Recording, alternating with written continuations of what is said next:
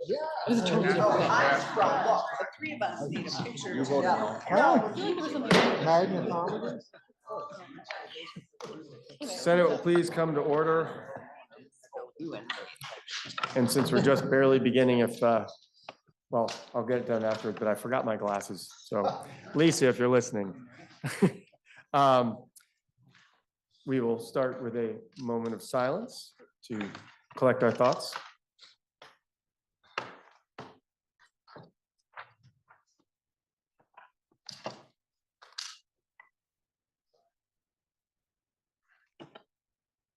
Thank you. We have come to another one of those moments that's sort of our time check in the world of legislative time, where we get so deep into everything, we fail to keep track sometimes of where we are in the celestial time. And part of the celestial time is the 6-week sections of page activity. And we have come to the end of the second of the 3. So it's always also a notice for our senators and legislative bodies that time is coming near to get all the work done, which they're well familiar with these last couple of weeks, as you have followed and known. And so today we will be honoring and celebrating our wonderful group of pages who have been fastidiously running notes and papers and important notes and sometimes comedic notes. You don't really know until you hand them off and you see the recipient smile or eyes pop. But you've been doing the work very well. Hopefully you've learned along the way, watching debates. Thank you, now I can actually see them. And we want to take a moment to thank you for that work, to wish you well in your future endeavors, to encourage your classmates from a grade younger to consider doing this if you had a good time, and to wish you well going back to school, which is often not the most looked forward to part of leaving the page activity, and to, of course, welcome and thank your parents for supporting you doing this, and your trust in us while they've been here, to give them an opportunity to learn and see civics in action. There's a space between that 2 words. And hopefully you are proud of their work as well, as you should be, because they've really been great. So with that, I'm going to step to the side, and the President Pro Tem, Senator Baruth, and I will be acknowledging them. Parents, family, whatever role you have in their lives, you're welcome to come onto the floor, which is an unusual thing. We don't normally let folks come onto the floor, but come on into the middle. We'll be over here, and you'll be able to take pictures of us with your family member as well. They never dabbled in. Yes, you can be in that zone. Come on, yeah, and over to the side. And so I'll be announcing our 6 pages, and as each one comes up, we'll offer you your certificate, a little gift on behalf of the Senate, and whoever's related to them can hop forward and we'll sort of be in this area. The first is for Congress.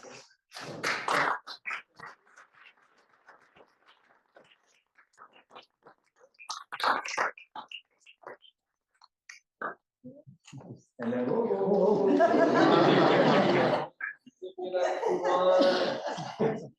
Thank you.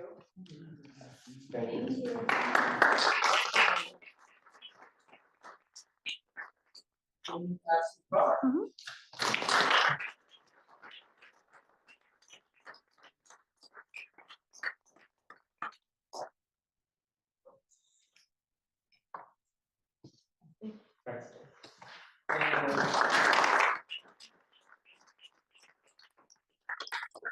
Willa Cat.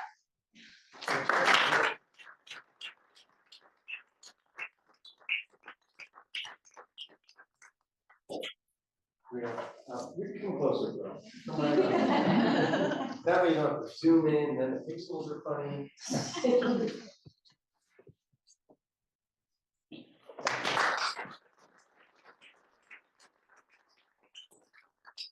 And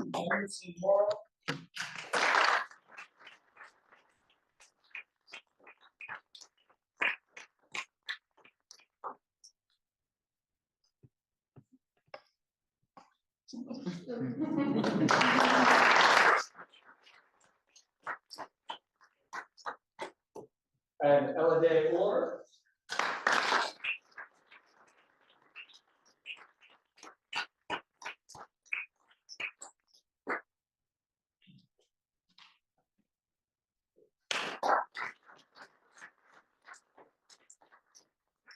And Guinevere Velto.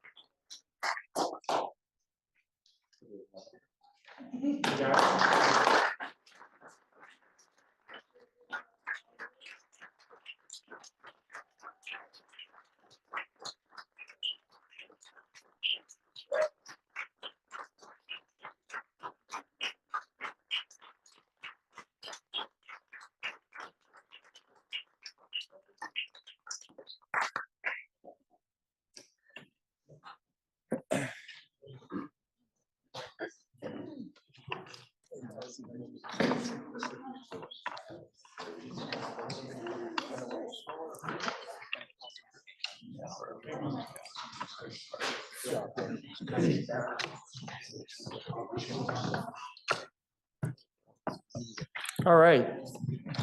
It's always a sad moment, but it's also a great pleasure to give them recognition for what they do for us. Are there any announcements? Seeing none, we have one bill for under Rule 31 being referred to the Committee on Finance. It's H247 affecting the revenues of the state. That brings us to the orders of the day. And as per our routine, we will be going to the third readings before we get back to the order of work that we were on yesterday. The first one being S-181, an act relating to the Community Media Public Benefit Fund. Are there any amendments before third reading? Seeing none, please listen to the third reading of the bill. S-181, an act relating to the Community Media Public Benefit Fund. Now you've heard the third reading of the bill. The question is, shall the bill pass? Are you ready for that question? Senator from Chittenden Southeast. Mr. President, there is one outstanding question from our discussion at second reading. I just thought I'd respond to it. The question was asked by the most senior junior senator from Bennington about the reach of public access programming in Vermont. A very important question because it wasn't part of my floor report about how this very important programming is expanding its reach in the state. So since second reading, I did correspond with Lauren Glendavidian of the Vermont Access Network, who provided me the following information to relay. According to the Vermont DPS, cable television reaches 65% of the homes in Vermont. Vermont's access management organizations serve these cable service territories, and Vermonters who live outside of these 170 communities through internet delivery of their programs via websites, YouTube, for example, and delivery of media production and education services to reach regional audiences across the state. So Vermonters don't need to be a cable subscriber to access these very important, valuable services of the AMOs.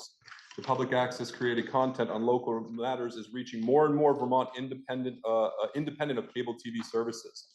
Just really quickly, Mr. President, services up in Northwest Access up in St. Albans, they've seen viewership increase by 100% since 2021 to 2022 with an average of 150,000 views per year just on the web platforms. They can't track on what they broadcast on cable TV. In my area, election coverage, town meeting night, there were 7,000 active YouTube viewers with a great deal of discussion in real time on the produced content. And then very important in the Bennington area, GNAT TV based in Manchester provides Bennington County with essential news and information as well as an events calendar. And they've seen between 2023 and in this year or 22, 39% increase year over year with a total of 40,000 viewers. So they're seeing a large growth in the web consumed content that they're producing in our public access, as well as covering great sports. Last year's Special Olympics basketball, Bennington also had 5,500 views for just that one instance. Thank you, Mr. President. Senator from Bennington. Thank you, Mr. President. I just want to thank this, the senator for that response, and it's great news, and I'm excited to support the bill. Thank you. Question is, shall the bill pass? Are you ready for the question? If so, all those in favor, please indicate by saying aye. Aye. Those opposed indicate by saying nay. The ayes have it, and you have passed S 181. We now have up for consideration S 195. S 195 is an act relating to how a defendant's criminal record is considered in imposing conditions of release. Are there any amendments before third reading? Seeing none, please listen to the third reading of the bill.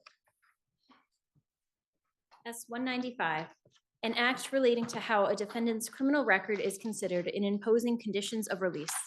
Now you've heard the third reading of the bill. Senator from Bennington.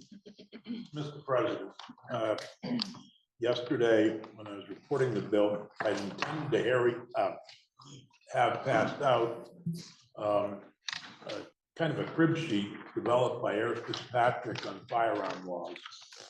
And it tells you, based upon various United States courts' opinions, what happens with when you use the term possess, carry, or use.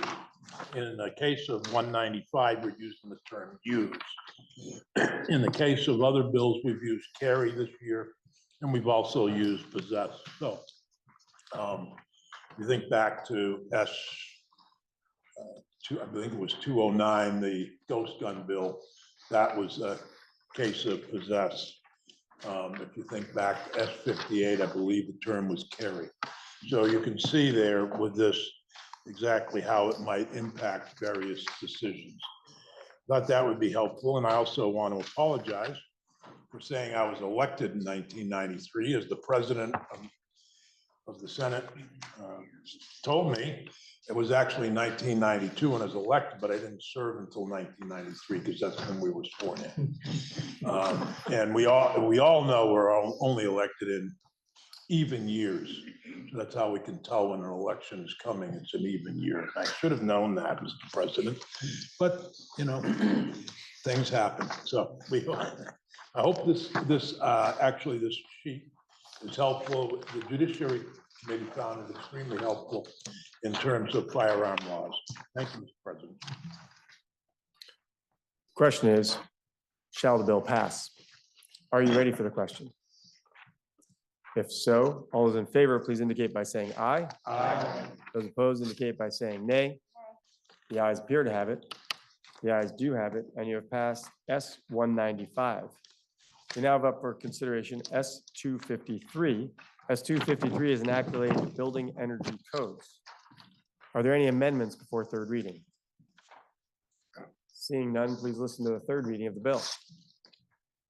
S 253, an act relating to building energy codes. Now you've heard the third reading of the bill. Question is, shall the bill pass? Are you ready for the question? Senator from Addison. Mr. President, I was asked some questions on the floor yesterday, and I wanted to respond to those requests for additional information. So one of the first ones was addressing when we look and develop RBs and CBs, the building energy standards, do we consider the cost that it takes, we were talking about that as an investment. And but are we mindful of the cost that will be incurred if someone follows the code? In the calendar yesterday, under sections, the first section that walked us through the provisions, there were 3 asterisks that appeared, and so the very next section provides that answer. So again, I'm referring to sections 3 and 4 in yesterday's calendar on the bill. The very next section after it says any amendments to the RBs, for instance, shall be A, consistent with duly adopted state energy policy as specified in section 202A of this title and consistent with duly adopted state housing policy. B, evaluated relative to their technical applicability and reliability. And C, cost effective and affordable from the consumer's perspective. There was also a question about the role of that advisory council and the role of the commissioner. About could there be differences between the IECC, international standard and Vermont's interpretation of it? And I'll point to existing language in those same sections because it has been since the outset that we do localize. As I was mentioning, the climate requirements of different zones are different, so we focus on different aspects in the code and customize it if you were to Vermont.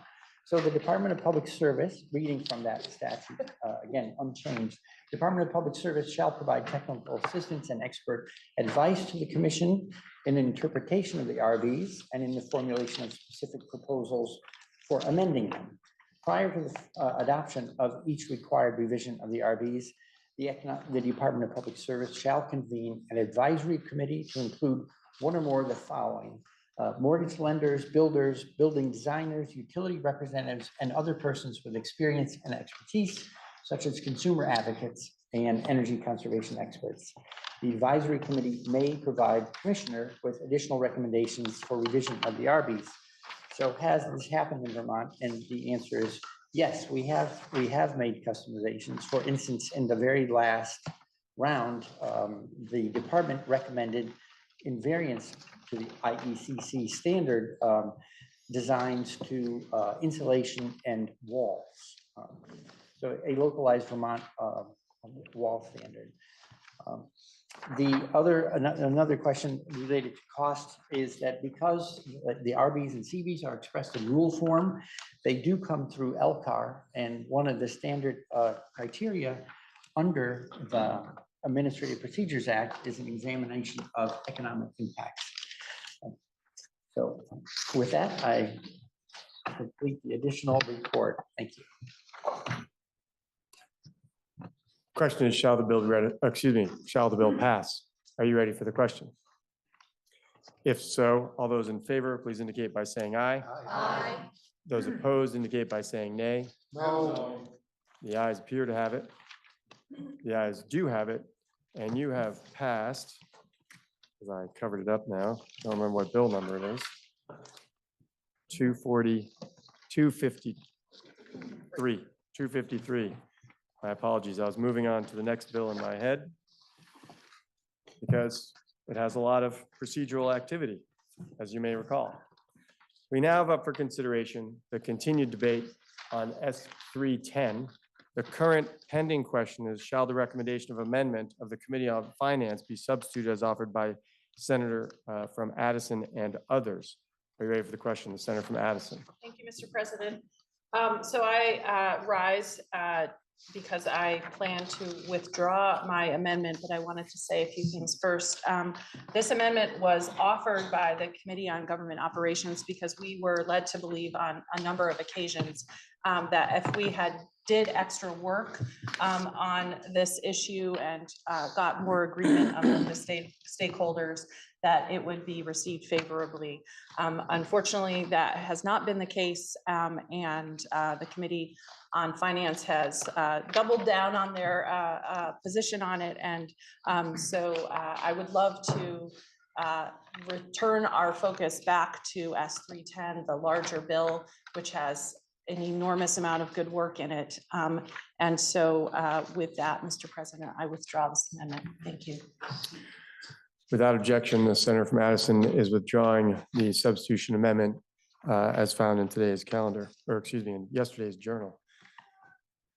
With that, the current question would then be, shall the report of the Committee on Government Operations as amended be further amended as offered by the Committee on Finance? Are you ready for the question? Senator from Chittenden North. Thank you, Mr. President. Will this be the time to speak to the underlying bill? Not as much yet. We're currently on the finance amendment or report. Question is, shall the report of the Committee on Government Operations as amended be further amended as offered by the Committee on Finance? Are you ready for the question? If so, all those in favor, please indicate by saying aye. Aye. Those opposed indicate by saying nay. No. The ayes appear to have it. The ayes do have it, and you have further amended the report of the Committee on Government Operations as offered by the Committee on Finance. The question now is, shall the bill be amended as offered by the Committee on Government Operations as amended? Are you ready for the question? Senator from Chittenden North. Thank you, Mr. President. This bill appears to me to be a thoughtful gesture, but it is an unfunded mandate at its heart. Emergency planning should be one of our top priorities, even if we need to eliminate other divisions to pay for it. I wish this bill had been more comprehensive in that respect. I see increased expectations of the Department of Public Safety in this bill, yet my recent experience has shown me a lack of capacity or accountability on public safety communications, transparency, procurement, and planning. So I hesitate to saddle them with more duties. I'm intrigued by the idea of including personnel from the Departments of Public Works in first responder benefits. Nevertheless, the number of potential beneficiaries isn't quantified, nor do I see a mention of how such expenses will be met if incurred. I wish a funding source had been identified. Thank you, Mr. President. Question is, shall the bill be amended as offered by the Committee on Government Operations as amended? Are you ready for the question? Senator from Orange. Mr. President, or should I say, Houston, we have a problem. I hope I'm not Some the problem. people remember that expression. Emergency management has two parts, and the two different committees each have a responsibility in seeing that the two different parts are dealt with. And I think we've made a wise decision here today to focus on the second part by passing the bill before us. Question is, shall the bill be amended as offered by the Committee on Government Operations as amended? Are you ready for the question?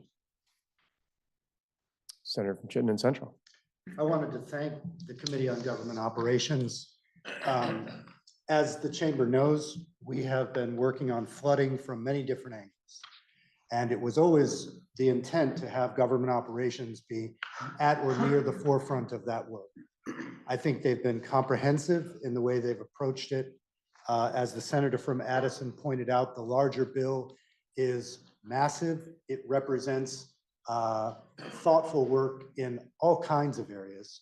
So we are also going to be considering S259 today. So we will see the beginning of the end of our work, our initial work on flooding, and that will include 5 bills when we're done. But I didn't want to let the opportunity go by without thanking personally all the members of GovOps for their work on this. Thank you, Mr. President. Question is, shall the bill be amended as offered by the Committee on Government Operations as amended? Are you ready for the question? If so, all those in favor, please indicate by saying aye. Aye. Those opposed indicate by saying nay. No. The ayes appear to have it. The ayes do have it. You have amended the bill as offered by the Committee on Government Operations as amended. The question now is, shall the bill be read a third time? Are you ready for that question? Senator from Addison.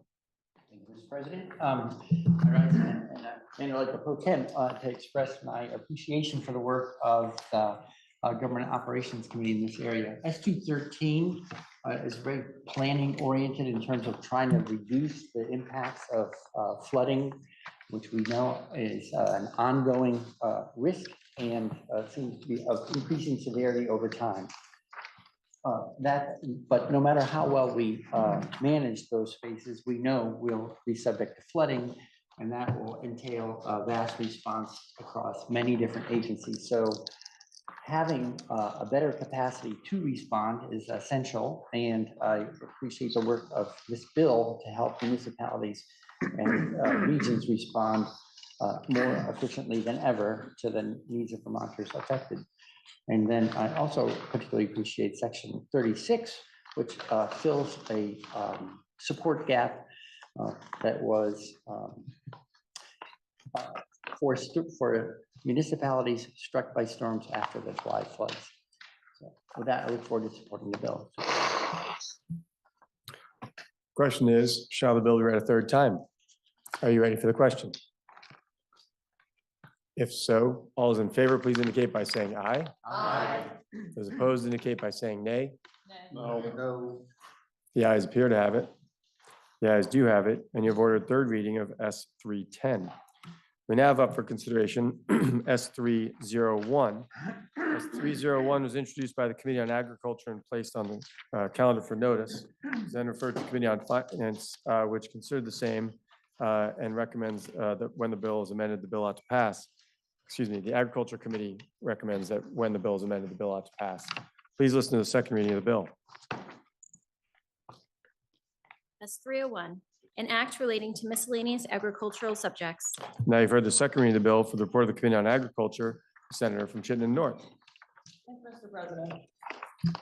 S 301 is an act relating to miscellaneous agricultural subjects, and it may be found on page 1869 of today's calendar.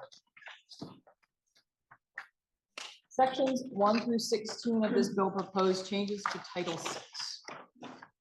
Section 1 makes changes to Vermont's seeding and filter strip program. Section 1 amends the existing program, which is a financial incentive program for farmers to remove land near waterways from production and maintain it in vegetation. The program currently requires a 10-year commitment during which the land will be out of production. Some farmers, however, are unwilling to enter such a long-term agreement, so Section 1 amends the statute to eliminate that 10-year requirement for participation, and time limits will now be part of a grant agreement. Sections 2 through 6 have to do with agricultural warehouses. Agency of Agriculture, Food and Markets licenses warehouses used to store agricultural products. However, some of the farmers who need warehouse licenses also need other licenses, such as a slaughter license, which creates a requirement for 2 licenses and 2 sets of fees instead of just 1 license. Therefore, sections 2 through 6 of this bill propose eliminating the need for 2 licenses for milk handlers and slaughterhouses. Farmers who store eggs or produce would still need to get a single warehouse license. Section 5 of this bill makes some gender conformity language changes. And on to sections 7 and 8.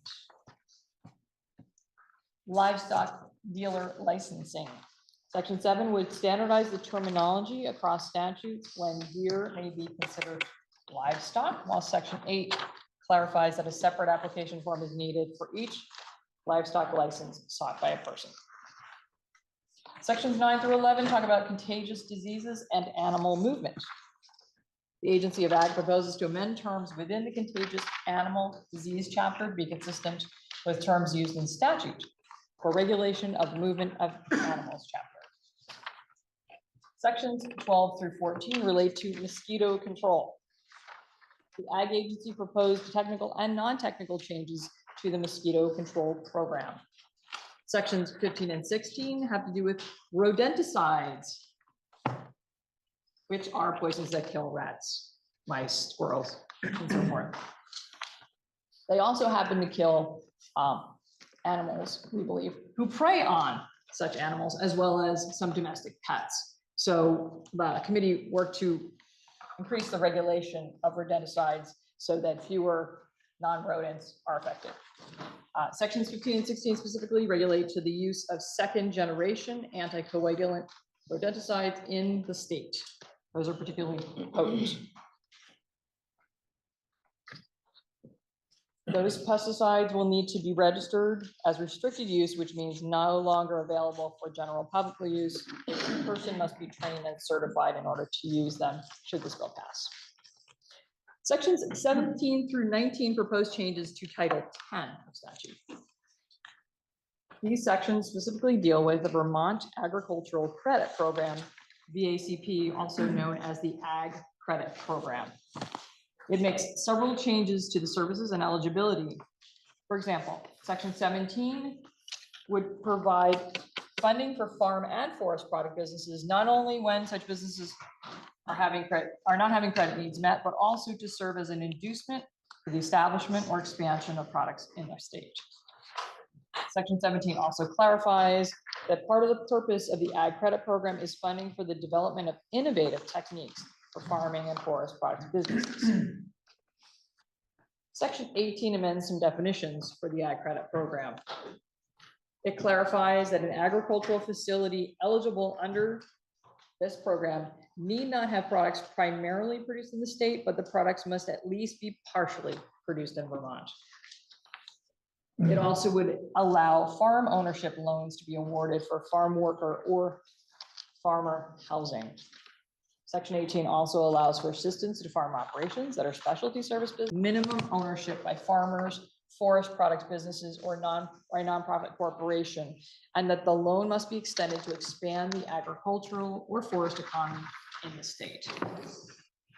I think that came out of this idea that, we see private equity firms buying up all kinds of businesses, and we want to make sure that someone with an interest in agriculture or forestry or a related nonprofit actually was taking part in this loan program.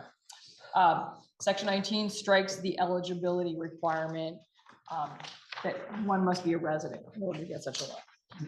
Section 20 is the effective date. This bill, once passed, would take effect on July 1st of 2024. We heard from 14 witnesses. The first of which was Senator Gulick. She introduced a rodenticide bill known as S-272, which we have since incorporated within this larger bill. Our committee voted in favor, 5-0-0, and we respectfully ask for the report from the support. Thank you. Bill is referred to Committee on Finance, which recommends that when amended, the bill ought to pass. For the report of the Committee on Finance, Senator from Addison. Thank you, Mr. President. The Finance Committee reviewed the bill, and in particular, there were two sections that we looked at that related to money.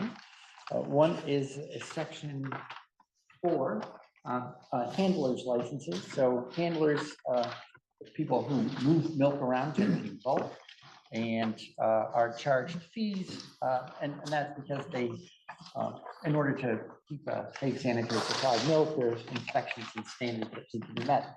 There are some farms, I happen to live near one in Weybridge that is vertically integrated. So they own all their own land, they have their herd, they take the milk to their own milk processing plant right in the village and bottle right there. They were being charged the full fee for really just moving milk within their own, one portion of their farm to their own processing plant. So the proposal from the Agriculture Committee is to offer them an opportunity to have their fee capped at $25 a year. There are very few farms that will be able to take advantage of this, but it is a meaningful reduction in cost for them. The overall effect on the state will be the minimus of the loss of those higher revenues from a more expensive license. The other place we looked at was Section 19, which related to the Vermont Economic Development Authority, in particular, the Vermont Agricultural Credit Corporation that lives underneath it, looking at the ability to provide loans to folks. Of interest maybe to senators is on page 1880, where forest products are also brought in. We found there also in this section of the bill in terms of financial impacts on the state would be negligible, if any. And we support, so the Committee of Finance supports the bill in its entirety on a vote of 7-0. Question is, shall the Senate adopt it? Pardon me, I need to correct my committee report. It is 7-0-0.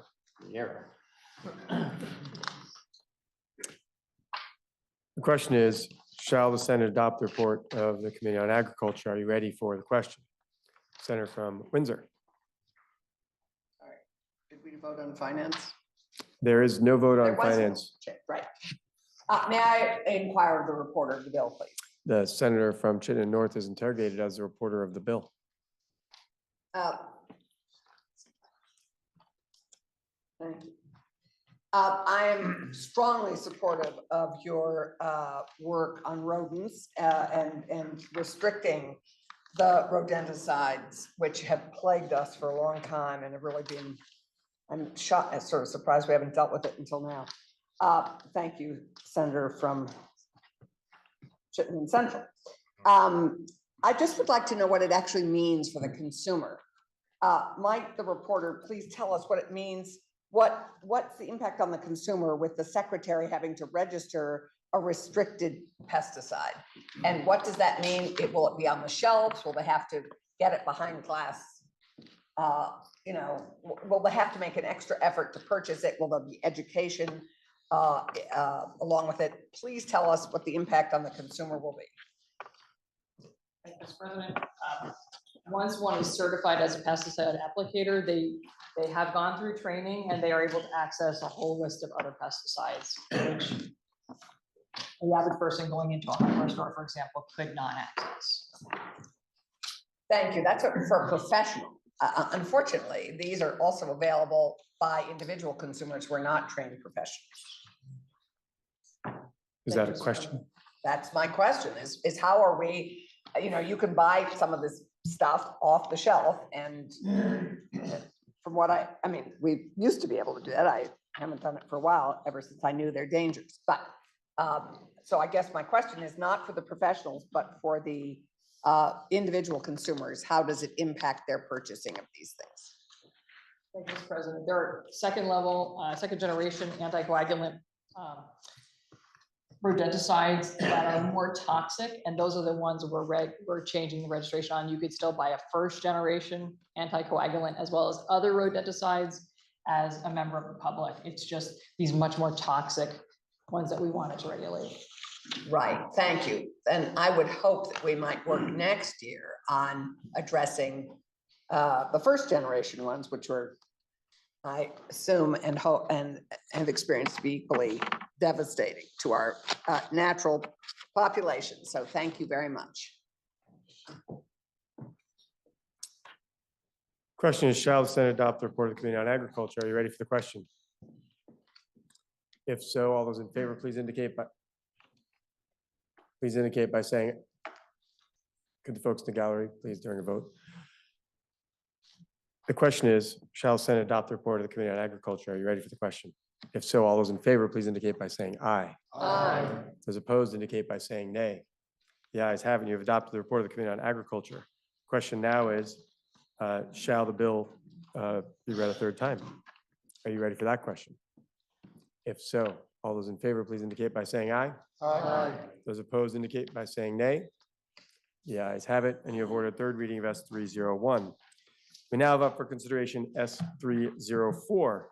S304 is an act relating to Vermont's career and technical education programs. It was introduced by the Committee on Education. It was then reviewed by the Committee on Education, who has an amendment in the calendar as a report. There is then, the bill is referred to Committee on Finance, which considers the same and recommends that when the bill is amended, the bill ought to pass. And the Appropriations Committee also reviewed the bill and the amendment and recommends that when the bill is amended, the bill ought to pass. Please listen to the second reading of the bill. S304, an act relating to Vermont's career and technical education programs. Now you've heard the second reading of the bill, and for the report of the Committee on Education, the senator from Rutland. Thank you, Mr. President. In my previous floor report, I brought you outdoors to your favorite summer spot for a sunburn. Today, I'm going to bring you to an entirely different environment. Back to the South China Sea, where the senator from Orange left us yesterday afternoon in a Navy cruiser, but not in World War II, but in a modern Navy vessel. Of the 360 men and women who crew a cruiser, 10% approximately are college trained officers. The other 90% of the crew are enlisted members who are typically not college educated. These electronics technicians, welders, firefighters, etc., often get their initial technical expertise from CTE organizations and are then have their skills honed by the U.S. Navy. On behalf of the Education Committee, I bring you to S304, an act relating to Vermont's career and technical education programs, which I'll refer to now as is commonly known as CTEs. You're invited to follow along in today's Senate calendar on page 1882. What I like to do with bills, whether they're in committee or on the floor, is focus the group on the origin of the bill. In this case, the bill was introduced by our own Senator Clarkson and Chair Campion in response to Act 127, which initiated a JFO study on CTE governance structures. This study was summarized in an AOE report as recently as February 2, 2024.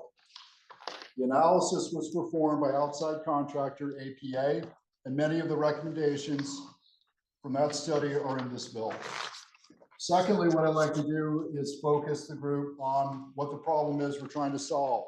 And I'm going to highlight it in 3 sections. First problem, as we're all aware, Vermont's labor shortages, specifically skilled labor. Second, the limited awareness of CTE programs within traditional schools. Third, the CTE governance efficiency. While the State Board of Education is extremely professional, they are under-resourced. Next, what I'd like to do is focus you on the solution. And in summary, the solution is to give the Vermont CTE programs the respect, the leadership, and the attention that they deserve. So now I'll step through the bill. Section 1 expands student early exposure to CTEs. First, grades 6 through 8 will be offered visits or virtual exposure to their local CTE at least once during that time frame. Second, grades 9 and 10 will be offered an opportunity to participate fully in pre-tech exploratory technical experiences. Section 2 and Section 3 are grouped together because they're very, very similar. They deal with the same topic. Section 2 is the creation of a model career development policy. In consultation with the Commissioner of Labor, the Secretary of Education creates a development policy for CTEs, i.e. a strategic plan. Second, districts are required to partner with regional CTE centers. Third, each district develops, adopts, and implements a career development policy. These policies are then reviewed every 5 years at a minimum. Collaterally, Section 3 develops 2 milestone reports. First, the Secretary of Education develops and issues a model career development policy by December 1, 2024, and then issues that statewide. The second milestone report, each school board then takes the model policy, they develop, adapt, and implement a career development policy at a local level no later than June 30, 2025. Section 4, CTE centers will be equitably included in future state construction aid programs, specifically with the emphasis on reducing the CTE school wait list. Now, what I also like to do is focus the group on what the core of the bill is, and the core is coming next. This is the heart. It's about governance, CTE governance. And there's many people in the chamber who have far greater experience with the relationship with the governance questions in Vermont's educational system. And this has been at least a 20-year conversation. So I'm going to group section 5 and 6 together because they deal with the same topic, essentially. Section 5 is the oversight of CTEs. Now the heart of the bill. The AOE secretary will be given overall responsibility of CTEs. Given responsibility of CTE student admissions criteria, CTE operations and performance standards, CTE student performance standards. The Secretary of Education will evaluate the effectiveness of each CTE at least every 5 years, and that review will include every course of study. Section 6 is the transfer of rulemaking authority from the State Board of Education to the Agency of Education. Section 7 requires a greater secondary and post-secondary CTE alignment. In this case, the Vermont State University system shall maintain program agreements with all CTEs in the following fields: manufacturing, engineering, health science, education, carpentry, construction, and building trades. Section 8 funds one FTE as a statewide CTE education programs coordinator within the Agency of Education. These funds have been removed by the state or by the Senate Appropriations Review process. The effective date of the bill is July 2, 2024. The committee received testimony from within the Agency of Education, the interim secretary, the director of legislative affairs, and the general counsel. Within the State Board of Education, we heard testimony from the chair and the vice chair. We also heard from business leaders in the trades, Goodrow Lumber owner, WW Building Supply owner, Vermont Retail Lumber Dealers Association's lawyer. We also heard from CTE leaders. First, Stafford Technical Center Director. Second, Central Vermont Career Center Director and Superintendent. Third, the River Valley Technical Center School District Director and Superintendent. We also heard from the V's, the Vermont NEA Executive Director, the Vermont Principals Association Executive Director, the Vermont Superintendents Association Associate Executive Director, our own Senator Clarkson, Beth St. James and Rick Segal from the Office of Legislative Counsel led our effort within committee. The committee vote was 5-0-0, and I welcome the full chamber to support the Education Committee in supporting S 304. Thank you, Mr. President. Now you've heard the report of the Committee on Education for the report of the Committee on Finance, Senator from Orange. Mr. President, your Finance Committee recommends that the bill that's amended is recommended by the Committee on Education. Two senators have already asked me how Finance Committee was able to wangle 8 Finance Committee senators on one committee. And I assure you, it was an error. The vote was not 6-1-1. It was 6-0-1. And I have already confronted and admonished the clerk of the committee for bringing this before the Senate. It worries me that now 2 senators on the Committee of Finance seem to be having math skill challenges. Now, the bill is entered for the Committee on Appropriations, which considered the same and recommends that when the bill be further amended, the bill ought to pass for the Senate, for the Committee on Appropriations, Senator from Chittenden Central. Thank you, Mr. President.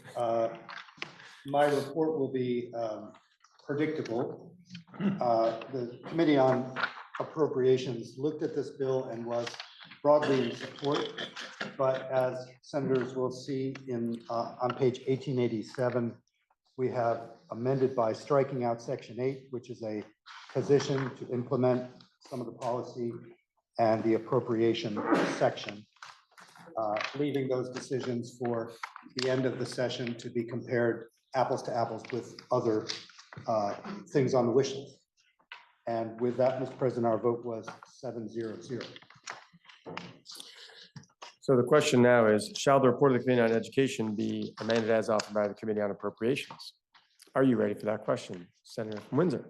I'm going to continue the fine tradition of thanking ourselves. And I would like to thank the Committee on Education for taking us up and doing the good work of. There are 2 really thorny issues with CTE, with career and technical education centers, that we haven't resolved. One was governance and the other is finance. And I look forward to our continued work on this so that we can not have our sort of high schools duking it out with CTE for money that is to educate the whole child. And so we look forward to that work. That work will continue. The agency still has a bit more to do on it. And I look forward to journeying together as we improve our wonderful CTE programs. Thank you so much. So the question at the moment is, shall the report of the Committee on Education be amended as offered by the Committee on Appropriations? Are you ready for the question? If so, all those in favor, please indicate by saying aye. Aye. Those opposed indicate by saying nay. The ayes have it. You have amended the report on the Committee on Education as offered by the Committee on Appropriations. The question now is, shall the bill be amended as offered by the Committee on Education as amended? Are you ready for the question, Senator from Chittenden Central? Thank you, Mr. President. If I might inquire of the presenter. The Senator from Rutland is interrogated as the reporter of the bill. Thank you, Mr. President. I'm looking on page 1882. And there is a provision in section 1 at the bottom, subsection 5. It says that sending districts will provide students enrolled in grades 9 and 10 a genuine opportunity to participate fully in pre-tech and exploratory career and technical courses. I support the intention there. I'm just wondering what the committee believes participate fully would mean. Thank you, Mr. President. In testimony before the committee, the intent was to have the younger students, in this case, grade 9 and 10, actually visit CTEs for essentially an in-person, hands-on introduction to their local CTE. That's the intent. Now, there may be some more creative programs, opportunities that are developed, which could be virtual in nature, but the overriding desire is that the 9th and 10th graders physically visit the CTEs, see the program, see the programs in action. So that's the intent. I see, Mr. President, in number 4 above, it does touch on that, and it's very specific that they should visit at least once in grades 6 and 8. But then 5 seems to be getting at broader participation because it doesn't use the same language. But am I understanding, Mr. President, that it might include virtual as well as physical participation in those courses? So I thank the senator from Chittenden. Mr. President, the intent on grades 8 and 9, excuse me, 6 through 8, is that they're introduced to the CTE concept, the CTE schools, and that may be as simple as a CTE staff member visiting and briefing the school on the local CTE, or a video of some type, or just essentially a presentation. While the 9th and 10th graders, the intent is that they physically visit the CTEs and they see the programs in action, they see the facilities one-on-one. And I don't mean to make overly much of this, Mr. President. I'm reading under 5, it would seem to empower a student or the parents of a student to complain if they are not allowed to fully participate in actual courses at the technical centers. And I'm wondering, that's where the heart of my question lies, not in visits or introductory, but this seems to suggest that they are guaranteed full participation. Again, I thank the senator from Chittenden. This bill is not addressing the student in the 9th and 10th grade from actually participating as a CTE student at the local CTE center. That's an issue, as Senator Clarkson elevated, that we're not addressing. If the verbiage in paragraph 5 needs to be changed to make it clearer what the intent is, we can certainly address that before the third reading. I would appreciate that, Mr. President. One other question for the senator. Rulemaking with the state board versus the agency has, as was noted earlier, been an ongoing discussion. And I'm curious, as this bill went through the process, what the state board's testimony was around that particular move. Again, I thank the senator from Chittenden. Mr. President, the state board did provide testimony, both the chair and the vice chair. I can only, and which is recorded, the statements, their statements are also uploaded to the committee website. I can only characterize the testimony as being a bit lacking. knowing the intent of the bill was to shift rulemaking to the Agency of Education. Essentially, I can leave it at that I didn't see the coordinated defense of their current rulemaking capability, which left me supporting the bill in the long run. Is it fair to characterize the response as something like neutral? No, no, Mr. President, the position wasn't neutral. The State Board of Education would have probably desired to retain rulemaking capability. That was very clear. But the defense I offered to retain that capability, I saw as severely lacking. Understood. And I thank the Senator. Thank you very much. Thanks. I would say, Mr. President, that we've touched on rulemaking by outside bodies before in this session, and that was with 258 and the Fish and Wildlife Board. The State Board is another example of a board with rulemaking authority. It has always been my sense that they were given that authority, but not the resources to carry it out. So there were several times when I was Chair of Education where they came forward with a request for in-house legal help to help them do rulemaking. We never looked favorably on that in the Appropriations Committee. So all the way of saying, I am glad to see the move that the bill makes to move CTE rulemaking to the agency. That seems to make much more sense. And I would argue it's part of a trend that we're seeing to return rulemaking in some areas to agencies and departments where people are directly accountable to the governor and to the voters. Thank you very much, Mr. President. I didn't take perfect notes, but I believe we are, Senator from Windsor. Thank you. I would just like to speak briefly to the intent of participate fully. As we know, our dropout rate is still sadly 16. And too many of our young people are dropping out of high school at 16. And if one did a longitudinal study on their lives, you would find many of them sadly face huge challenges. The objective here, and one I hope we will get to, is that 9th and 10th graders can fully participate and get excited about something they're not able to access currently.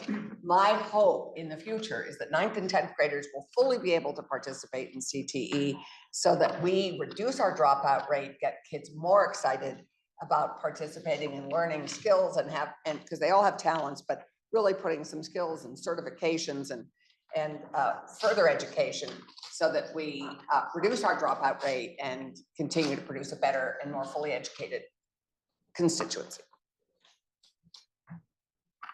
Senator from Chittenden Central. Mr. President, may I also speak to the fully participate question? You don't have to ask my permission to speak to the bill or the amendment. All right, but then I will do so.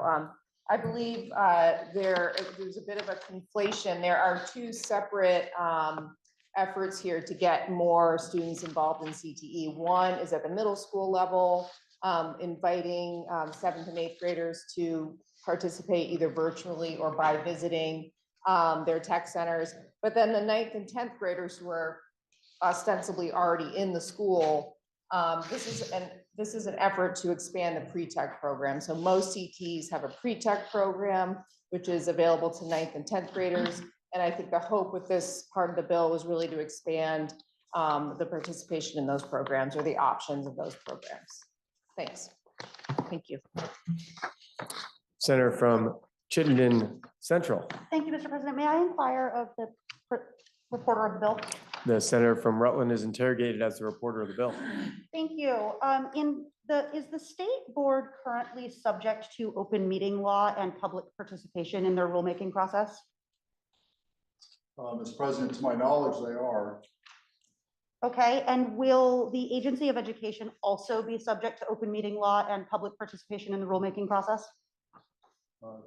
Mr. President, to my knowledge, they are, but that's not an area of my subject matter expertise. I'd be happy to accept an answer on third reading if you're able to get one, because I am concerned, and I think the senator, I am concerned about making sure that the process of rulemaking for our education, for our public education system is transparent and open to the public. So I want to make sure with that shift that it continues to be so. Thank you. Question is, shall the bill be amended as offered by the Committee on Education as amended? Are you ready for the question? If so, all those in favor, please indicate by saying aye. Aye. Those opposed indicate. Those opposed indicate by saying nay. The ayes have it, and you have amended the bill as offered by the Committee on Education as amended. Question now is, shall the bill be read a third time? Are you ready for the question? Senator from Bennington. Thank you, Mr. President. I'll be brief. I appreciate the discussion, and the Senator from Rutland gave a great report. I want to give credit where credit is due. We would not be talking about this issue had it not been for the Senator from Windsor, Senator Clarkson, who has been working on this issue for a long time. And although this is a committee bill, really does represent her work. So I wanted to thank her publicly. I feel she has helped sort of sway a number of Vermonters, particularly in this building, of its importance. And I look forward to the Senate joining us in passing this bill. Thank you, Mr. President. Current question is, shall the bill be read a third time? Are you ready for the question? If so, all those in favor, please indicate by saying aye. Aye. Those opposed indicate by saying nay. The ayes have it, and you've ordered third reading of S 304.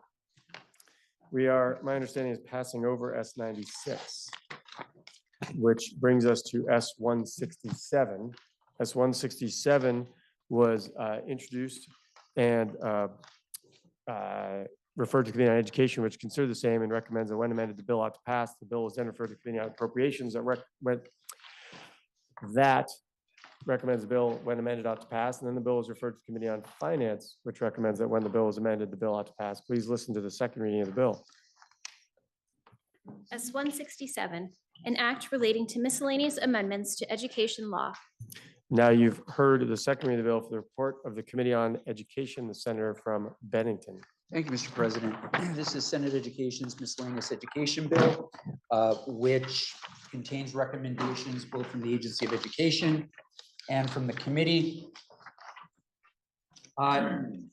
Let's see, I believe there are six really major pieces to the bill, which I'll take you through. The first section has to do with public bids. Section amends the threshold amount for a high-cost construction contract that would trigger the need for a school district to publicly advertise for contractors interested in bidding on a project. And this section proposes to raise that threshold from 500,000 to 2 million. So the current threshold in statute is 500,000. This does not cover much in a construction project due to rising costs. The changes in this provision really much more accurately convey what is currently a high cost construction project is. Changing the bid threshold would help to alleviate the burden on districts as they try to procure services according to state law. As currently written, the process causes delays and additional costs to districts. So we do hope increasing that will be helpful.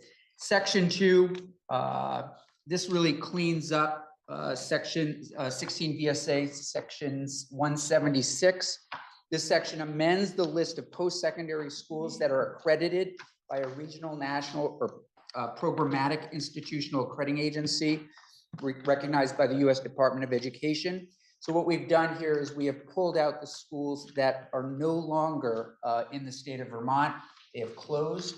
Additionally, we made the change to the title of the Vermont Law School and added graduate programs to it.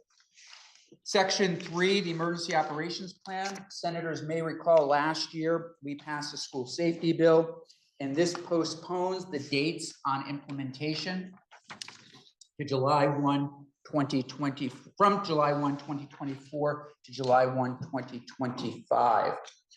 Section 4, Holocaust education data collection. Senators who were here last term may recall Senator Terenzini's work on this, and then it was been picked up by Senator Lyons, trying to understand Holocaust education and what may or may not be happening in our schools. And the way that we decided to start this process is that we requested the Agency of Education to survey our schools to help us understand the landscape, recognizing that Holocaust education may not just be a history class, but you may find it in literature, you may find it in foreign languages, and we've asked the agency to come back and give us a report on that. Virtual learning. It's interesting. Virtual learning in Vermont, we use the Vermont Virtual Learning Cooperative, which in short gives some students, particularly in rural areas and smaller schools, incredible opportunities. If you want to take a class in something that, Mr. President, I'm just looking around, a lot of people have left. Are we okay with the numbers? Yes. Okay, thank you. Yeah. I just want to make. Apparently I'm a ventriloquist now, but Thank we you. do have the I requisite number of hate to have to do senators. this twice, thank you. Yes. Thank you, Mr. President. So this change would really help to clarify virtual learning in statute, to make it clear that it is a flexible pathway. So as I was saying, in a rural school and some other schools, you might not have a foreign language teacher, you might not have that, AP math class. And this is what this organization does. But it also allows, it helps with what we call flexible pathways in Vermont, which allows students, kind of going back to our CTE conversation, a way to make their way through their educational experience that is more relevant to their work and their interests and their passions. So this is already in statute, but as currently written, it is reliant on policy interpretation at the local level, resulting in unequal access to virtual learning. The change is not intended to be for all students, only those who it is deemed to be a good fit for. It also allows districts to retain their ADM for students who choose to pursue virtual learning, which removes any disincentive for the district. We then have a section on home study programs. And senators may recall last year, your Committee on Education worked to streamline what was happening in at home schools and home study programs.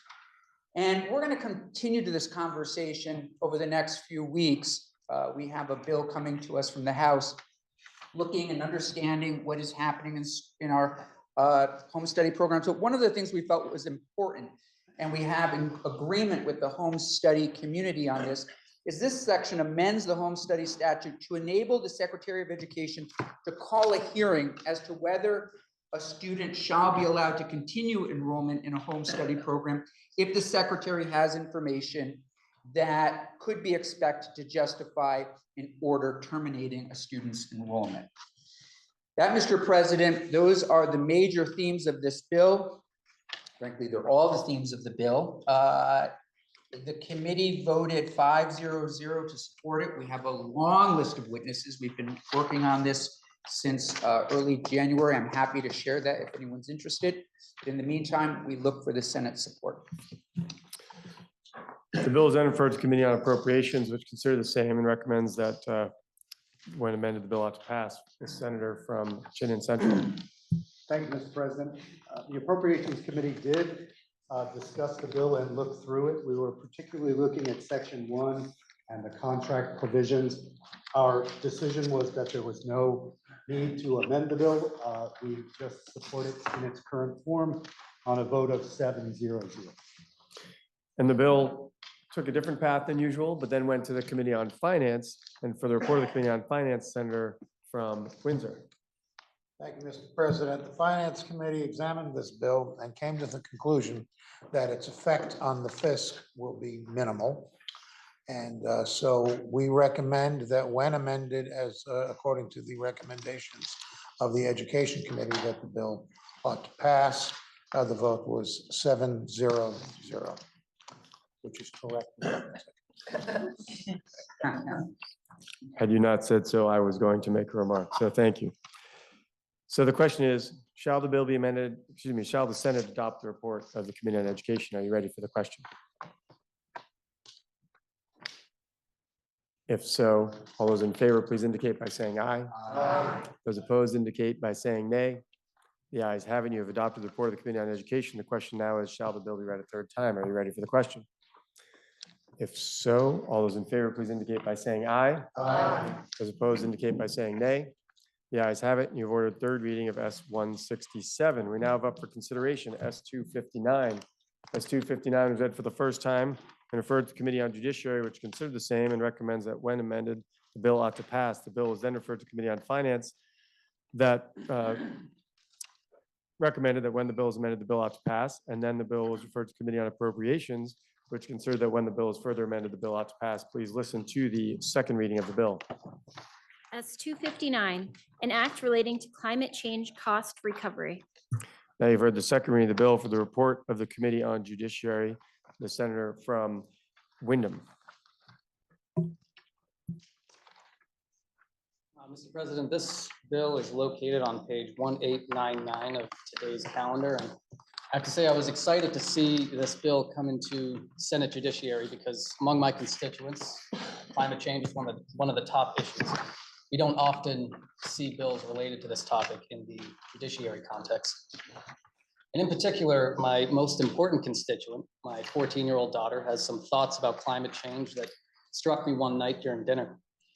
We were talking generally about college and how we would prepare for that over the next 4 to 5 years. And partway through the conversation, she said to us, "Does it even make sense for me to go to college with the way the world is going?"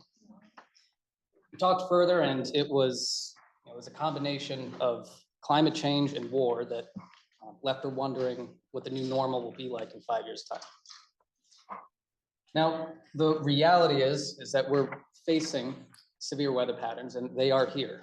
They will happen more frequently, and they will become more damaging over time. According to the EPA, these changes in climate will affect average temperatures, the length of the growing season for our farmers, rates and intensity of flooding, and a number of other factors. Moving forward, we'll have to adapt and build resiliency, and I don't use those as buzzwords in this context. There are definitions which I'll get to, but when I refer to adaptation and resiliency, what I'm talking about is how we respond to natural disasters caused by climate change and how we develop future infrastructure to mitigate damage and cost.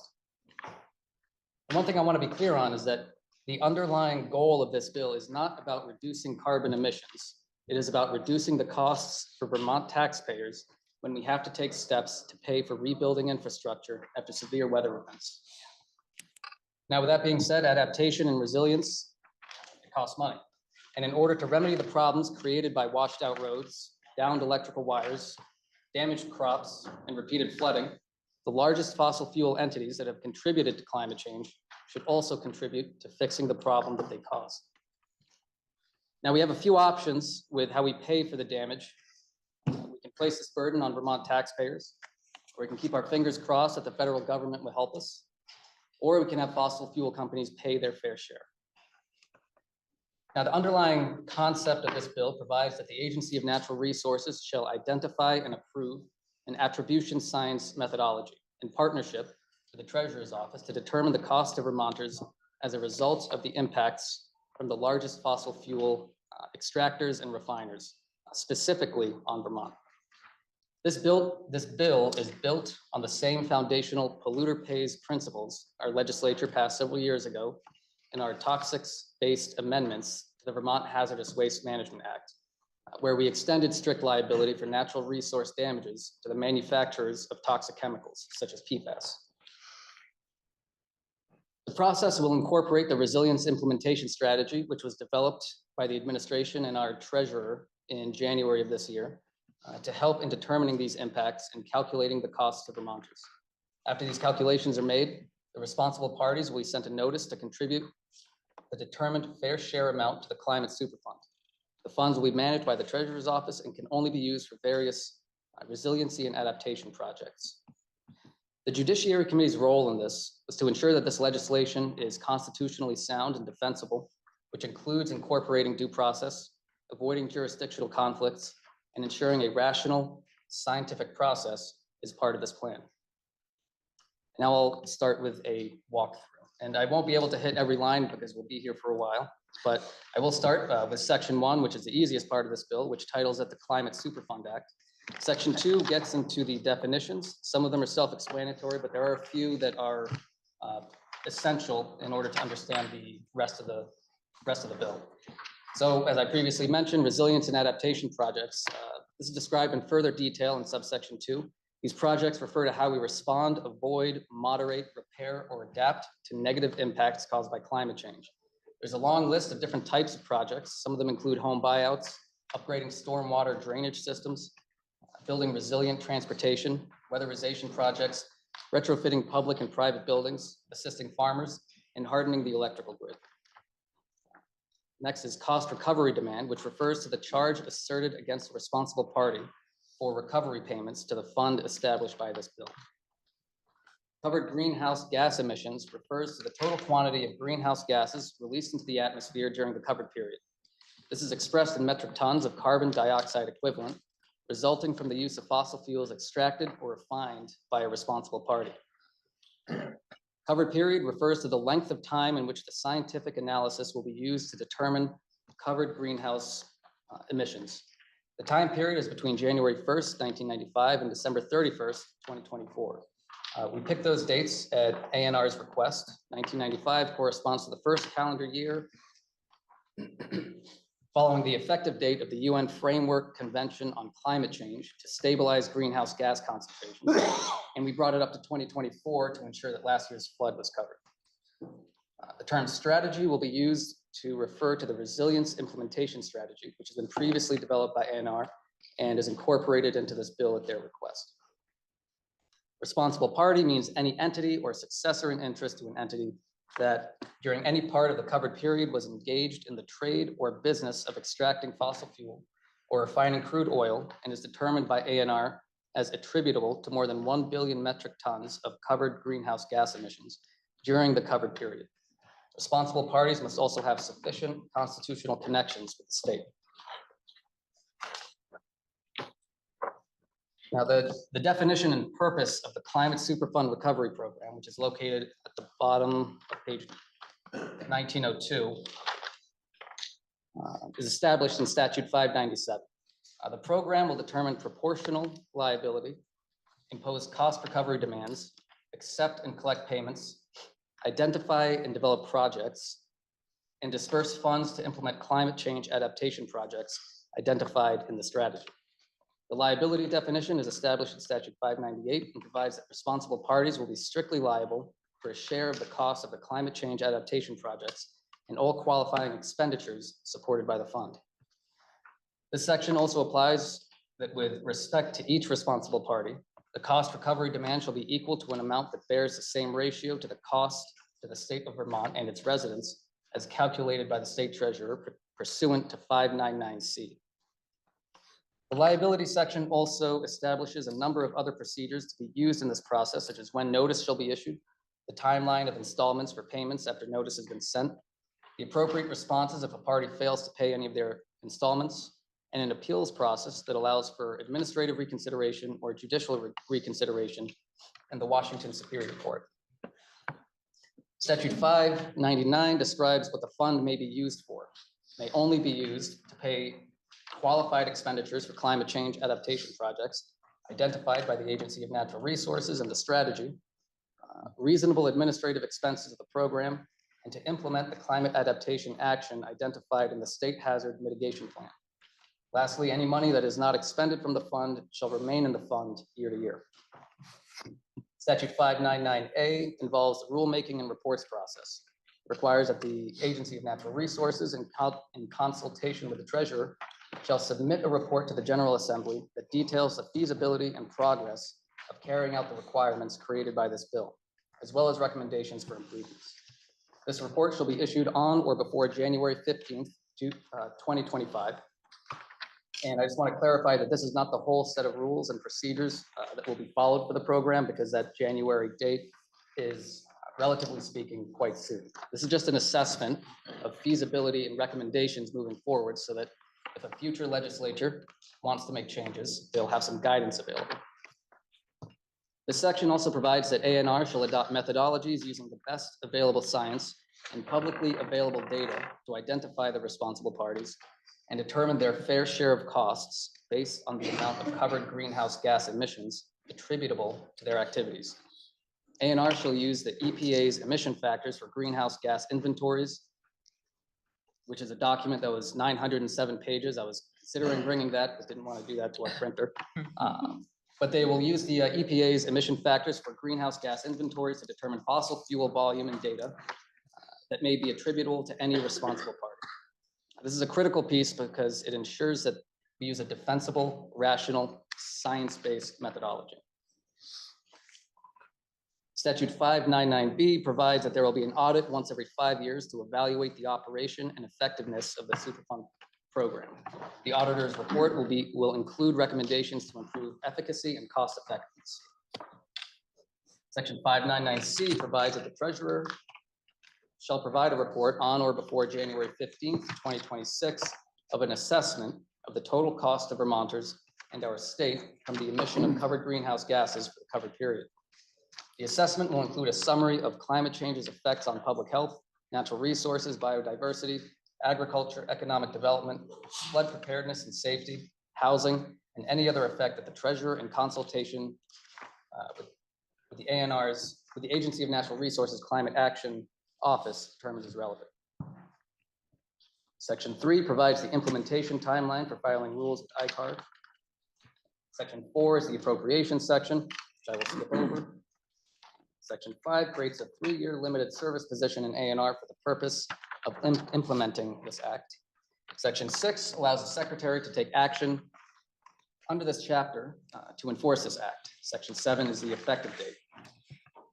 We heard from the following witnesses: the Vermont State Treasurer, the Director of Policy from the State Treasurer's Office, the Deputy Secretary and Secretary of ANR, Climate Change Mitigation Program Manager from the Climate Action Office in ANR, the Resilience and Adaptation Coordinator from ANR, the Policy and Water Program Director from the Vermont Natural Resources Council, an attorney from Saunders, Rob Vogel and Hand, the Director from the Climate Accountability Institute, Farm Manager from the Intervale Community Farm, a Senior Attorney from the Conservation Law Foundation, an Associate Professor from the Dartmouth Department of Geography, Legislative Counsel, an attorney and professor from the University of Michigan Law School, the Dean from the Maverick Lloyd School for the Environment from the Vermont Law and Graduate School, and our Attorney General, who voiced support for the bill and expressed that there are sound, good faith arguments supporting its validity.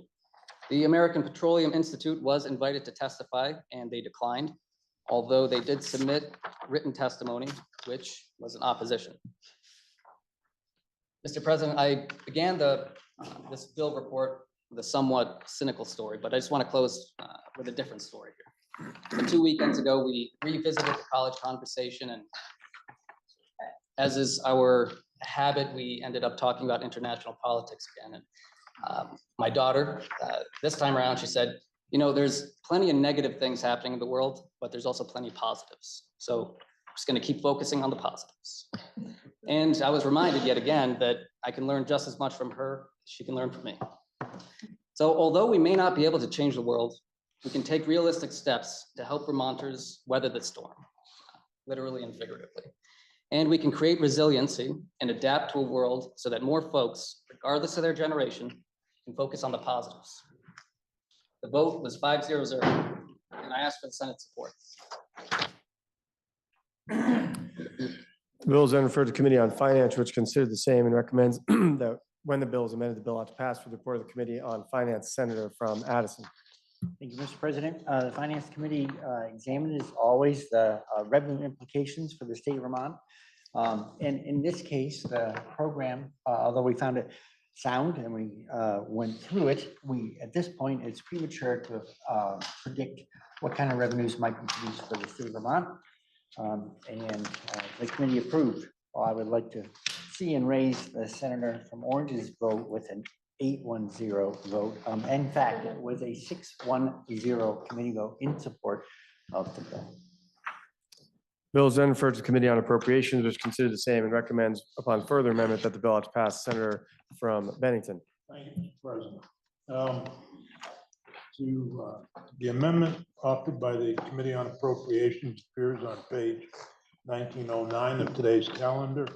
And if you look back to page 1905 to 599 little b, the fund may be be used only to pay. From what we add here is to implement the Community Resilience and Disaster Mitigation Grant Program established pursuant to 20 VSA 4849. So there'd be only one special fund for mitigation. We have two bills on the subject. So that amendment is supported by your Appropriations Committee by a 7-0-0 vote. There are only 7 members to the Appropriations Committee. So the current question is, shall the report of the Committee on Judiciary be amended as offered by the Committee on Appropriations? Are you ready for the question? Senator from Madison. Thank you, Mr. President. I just want to thank the Appropriations Committee for this amendment. This amendment connects the bill that we did earlier, S 310, the bill on government operations and natural disasters, and the grant fund that was created in that program, in that bill, for climate resiliency and mitigation in our municipalities. And so the appropriations amendment would add that fund as a potential funding, add the super fund as a potential funding source for that fund. So I appreciate the bills came to the committee at the same time and they saw this synergy. And I appreciate that they offered this amendment to make the connection between the damage that we're seeing in our communities and the climate change that this bill attempts to provide funding to be more resilient against. Thank you, Mr. President. Question is, shall the report of the Committee on Judiciary be amended as offered by the Committee on Appropriations? Are you ready for the question? If so, all those in favor, please indicate by saying aye. Aye. Those opposed indicate by saying nay. The ayes have it, and you've amended the report of the Committee on Judiciary as offered by the Committee on Appropriations. The question now is, shall the bill be amended as offered by the Committee on Judiciary as amended? Are you ready for the question? Roll call. Roll call has been requested by the junior senator from Washington. Question is, shall the bill be amended as offered by the Committee on Judiciary as amended? Are you ready for the question? If so, the secretary shall commence to call the roll.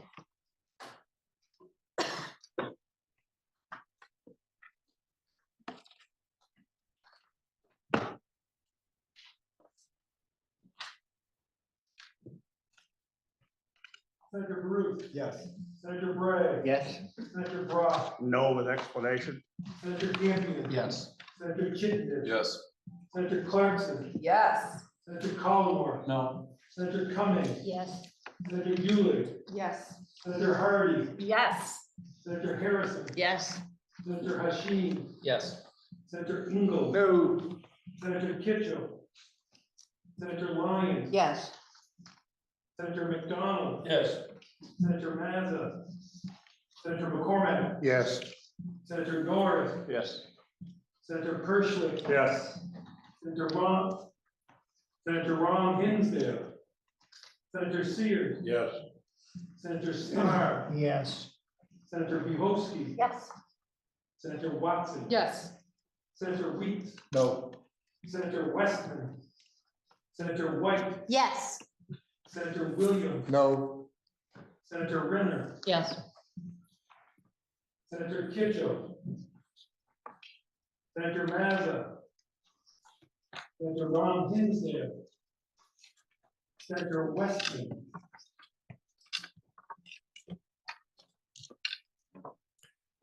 Please listen to the results of your vote. Those voting yea, 21, those voting nay, 5. Now for the explanation for the senator from Franklin. Thank you, Mr. President. Being first has a cost, perhaps a huge one. Of all the fossil fuel companies in the world, we're a mosquito compared to a giant. We might win, but the cost of doing so alone is huge. ExxonMobil alone has an annual sales of $344.6 billion. And Brevard has an annual budget of about $8.5 billion. I'd much prefer to see New York or California or someone else first.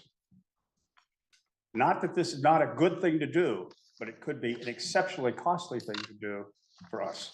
Thank you, Mr. President. I should have stated also, by the way, that you did amend the bill as offered by the Committee on Judiciary as offered, as amended. I didn't report that part in the result. The question now is, shall the bill be read a third time? Are you ready for the question? Senator from Madison. Mr. President, although want to thank the Judiciary Committee for bringing forward this bill and consulting with Senate Natural Resources and Energy on sort of the scientific basis underlying it, which we did. So we took testimony even though we didn't formally take the bill. And the underlying question was, is there adequate science to support the kind of calculation that would be made as proposed by the bill? May I read, please, from a article written by Professors Callahan and Mankin on attribution of climate change? Without objection, you may. So the underlying question is, can you distinguish impacts that are when there's a global issue, but there are local impacts? So in this piece by Professor Callahan and Mankin, again, national attribution of historical climate changes from the abstract. The first thing is quantifying which nations, so they were looking at the grossest level, national level impacts, quantifying which nations are culpable for the economic impacts of anthropogenic man-made warming is central to informing climate litigation and restitution claims for climate damages. We've talked about how there's some parties may seek to deny that there's any such connection. Further on in the same abstract here, we lift the veil of deniability, combining historical data with climate models of varying complexity in an integrated framework to quantify each nation's culpability for historical temperature-driven income changes in every other country. And that same abstract concludes with, by linking individual emitters to country-level income losses from warming, our results provide critical insight into climate liability and national accountability for climate change. So we started at the highest level, and when Professor Mankin was providing testimony in committee, I'll just briefly cite one piece of that testimony. Using peer-reviewed consensus scientific methods, scientists can quantify the economic losses a region like Vermont has endured from the impacts of global warming to date, trace those losses back to particular emitters, and provide estimate of future losses. So we found the underlying science sound, and like many bills we've worked on this year, we try to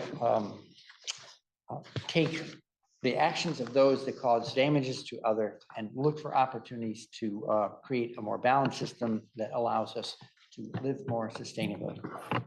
Thank you, Mr. President. Senator from Bennington. President, I was pleased to be one of the lead sponsors of this bill.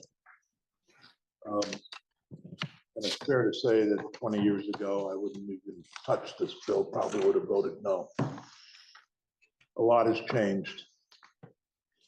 And in the work of the Committee on Judiciary on this bill, it's important to note, we work very closely with both the Agency of Natural Resources, as well as the Treasurer's Office and the Attorney General's Office. It wasn't us pushing something through.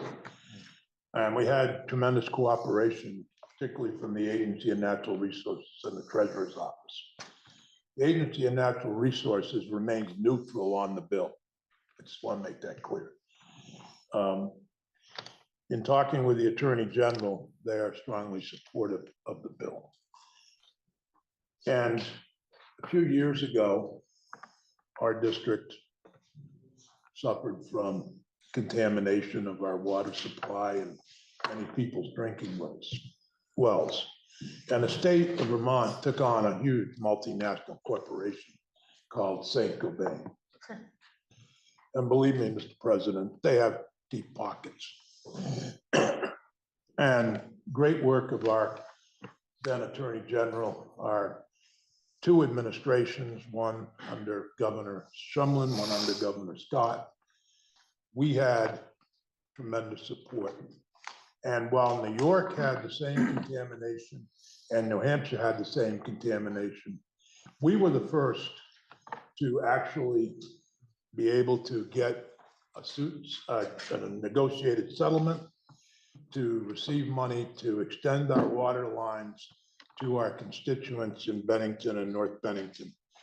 Mr. President, so that I think is a good example of what a small state can do. Ian, and I had friends of mine, I played golf at the Hoosick Falls Country Club in New York State.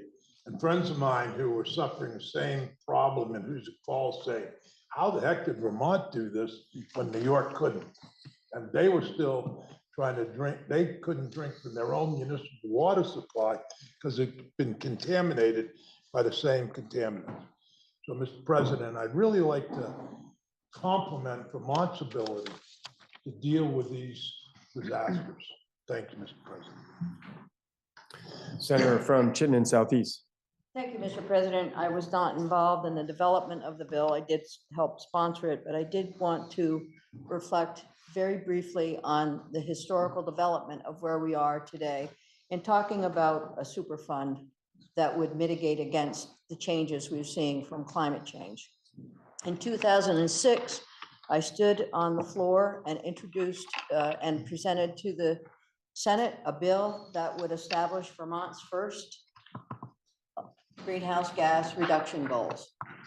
That passed on a voice vote, and people sort of forgot it. In 2007, working with the administration, then Governor Shumlin, we were able to provide education to the entire legislature. That was when we had Room 11, and we used Room 11 to present national speakers, local speakers, and folks about climate change and what we need to do to reduce our greenhouse gases. During that time, it became very clear that people didn't understand the consequences of climate change. The senator from Bennington has said he probably would have voted against this at that time. And I think we did have some disagreements on the floor about various issues, including renewable energy standards and so on. But we have moved forward. We understand the implications of extended weather changes. We understand the implications related to our flora and fauna. We understand the implications to our own health. We see extended Lyme disease. We see ticks migrating and proliferating in a way we haven't before, carrying diseases. We see all of these things now. It has become real to us. I do completely understand the sense of being first, but we have been first in the past. We will continue to be first because we work together. We understand the consequences to our friends, our families, our municipalities. We understand the consequences to our Vermont environment. So, Mr. President, it's really great to see this bill, and I'm very happy to support it. Question is, shall the bill be read a third time? Are you ready for the question? Senator from Washington. Thank you, Mr. President. As one of the other co-lead sponsors, I also want to thank the senator from Bennington for his leadership on this. I also want to thank the Judiciary Committee for their time and attention to this issue. Since their beginnings, fossil fuel companies have externalized the costs of the damages caused by their product. Who's picking up the tab for the devastation caused by climate change? We are. Everyday Vermonters, my constituents and yours, are picking up the tab for property damage, for increased healthcare costs, lost crops, habitat destruction, and the list goes on. Thanks to attribution science, we can measure just how much worse storms are now because of climate change than they would have been without climate change. So it's time for us to hold fossil fuel companies accountable for the damage they have caused. It's time for us to support climate adaptation and mitigation efforts as we try to adjust to a hotter, wetter climate. It's time for us to create a climate super fund. On behalf of the many residents in the Washington district that have experienced severe flooding this summer, that lost crops or livelihoods or homes, I will be voting yes. Senator from Orange. Mr. President, this year I read a book called Fire Weather, and in it was an expression called predatory delay. And the term refers to situations where there are profits to be made and there are serious consequences to the activities that generate those profits. And the term predatory delay is used to describe a situation where the people making the profit know that there is an economic consequence in the future. And they put all their resources into denying what is going to happen. They use expressions like fake news, or it's not as bad as they say, or these scientists say it's not so. And the term was used in reference to the fossil fuel companies who have denied, while knowing that every bit of delay passes the cost on to our children and our grandchildren to pay for later. That's the term predatory delay and how it is used. And if I had to celebrate this day, it would be the day that we said no to the predatory delay that has gone on in certainly my lifetime. The congressional record cites scientists who came into the US Congress in the 30s and predicted climate change and its results, temperatures, global warming, greenhouse gases and emissions. And Mr. President, those predictions were made with slide rules by scientists that were considered probably wingnuts in their time, but it's in the congressional record. And we are where we are. I'm saddened that we're this late in the process, and I am heartened that today, whether we're first, second, or third, that we are standing up to predatory delay and seeking to not pass one nickel more to our children and grandchildren than they're already going to have dumped on them. So, bravo. Senator from Windsor. Thank you, Mr. President. It's been said that every important idea goes through three phases. It is brushed off as preposterous. It is violently opposed as dangerous.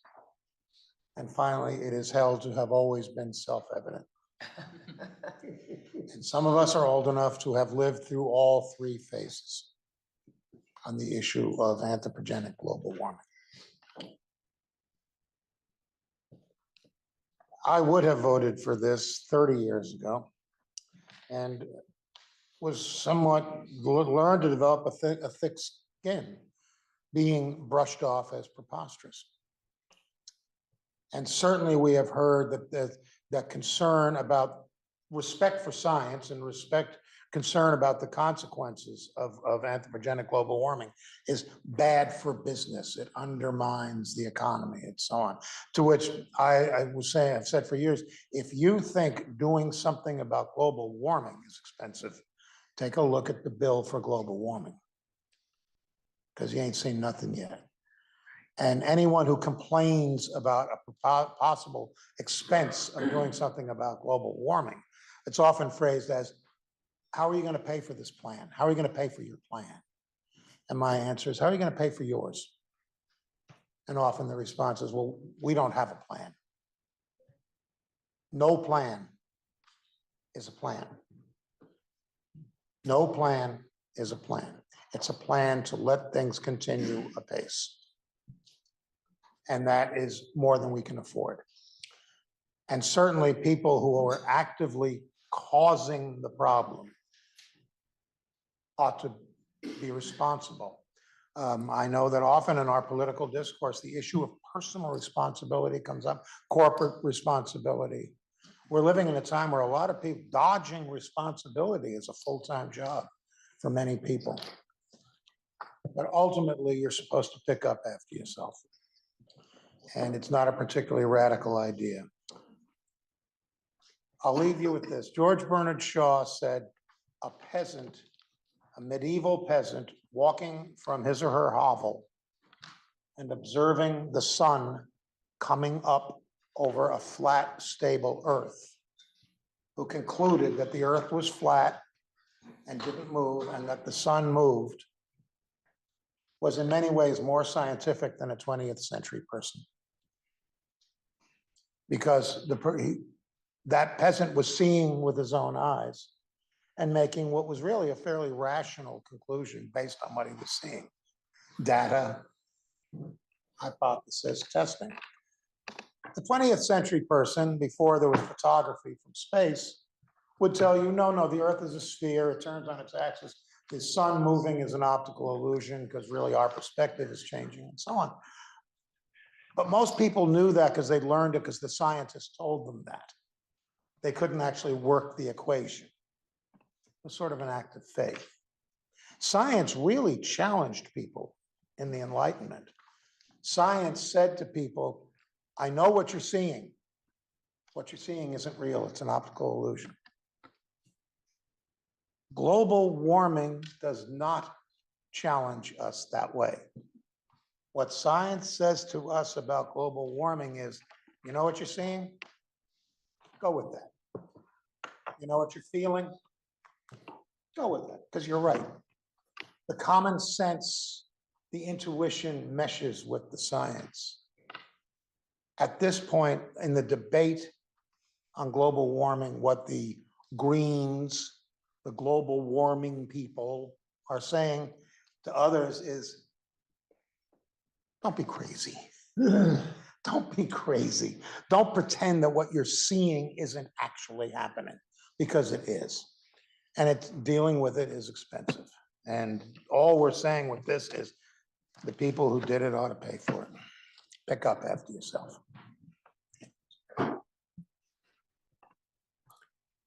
Question is, shall the bill be read a third time? Are you ready for the question? Senator from Chittenden Central. Thank you, Mr. President. I want to just quickly take senators back to the rains that we experienced last summer. We had just gotten out of our veto session not too long before that. And when those rains started, I knew what they meant. For the people who were affected, it was personally devastating, but I'm thinking about my sense of what it meant for us. So having been through Tropical Storm Irene, I knew what was going to happen, which is that our next session was going to be dominated by struggling, trying our best to meet the needs of people who had been affected, and then doing what elected leaders are supposed to do, and that's prevent it from happening again. So we came into this session, and I'm sure every senator will remember, our number one priority was catastrophic flooding and its causes. Chief among those, global warming and the change in the climate. So it's been a dark session, let's face it. But it is Good Friday, and I just want to dwell on some good news. And that is the contours of the Senate's response to catastrophic flooding are now clear, and they are impressive. So we have completed work on a tax abatement bill to help affected communities not have to pay for properties that are taken off their lists. We put out the BAA, and in that BAA, we appropriated substantial money to affected communities. The River Corridors bill that does work in floodplains, dams, wetlands, and river corridors. S310, which we passed today, an act relating to natural disaster, governmental response, recovery, and resiliency. Taken together, those four bills are a substantial amount of work, but you will remember in almost every case, appropriations pulled the money out of them for later discussion when compared with all of our other needs. Mental health, homelessness, the opioid crisis, and I could go on. That's a way of saying we needed one more component to our work. And that was a demand from the Vermont Senate that the people responsible for this pick up the tab. And that's what we have done today. That's what the Judiciary Committee has before us, and I'm truly grateful for that. So with that said, we have 5 major bills, and I think that that represents a massive amount of work of which we should be genuinely proud. It's not the end of the road. I trust our colleagues in the other body to continue this and to move those bills forward so that at the end of the day, we as a General Assembly together will celebrate this kind of work. But I wanted you to know how proud I am of all of you. Thank you very much.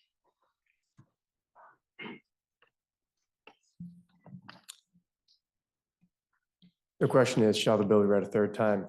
Are you ready for the question? If so, all those in favor, please indicate by saying aye. Aye. Those opposed indicate by saying nay. The ayes appear to have it. The ayes do have it, and you've ordered third reading of S 259. My understanding is we will not be taking up Proposition 3 today, which means that completes yours of the day. Senator from Chittenden Central. Thank you, Mr. President. Yes, just a note to the body, Proposition 3 will be delayed until Tuesday. So I hope that's notice enough. With that said, pending announcements, I would move that the Senate stand in adjournment until 9:30 a.m. Tuesday, April 2nd. Are there any announcements? Senator from Washington. Thank you, Mr. President. Senate Finance will meet at 2:15. Not at 1:45. Excuse me. Senator from Madison. Thank you. Senate Government Operations will also meet at 1:45, also 1:45. Senator from Bennington. Thank you, Mr. President. Senate Education will meet at 1:45. Senator from Essex. Thank you, Mr. President. Senate institutions will meet at 1:45. Are there any further announcements? Briefly, before the vote, I just want to speak on behalf of personal privilege that there are times I wish I was still a senator and could speak to a bill. Now, the senator from Chittenden Central has moved that Senate stand adjournment until Tuesday, April 2nd at 9:30 a.m. Are you ready for the question? If so, all those in favor, please indicate by saying aye. Aye. Those opposed indicate by saying nay. The ayes appear to have it. The ayes do have it. And the Senate will stand adjourned until Tuesday, April 2nd at 9:30 a.m.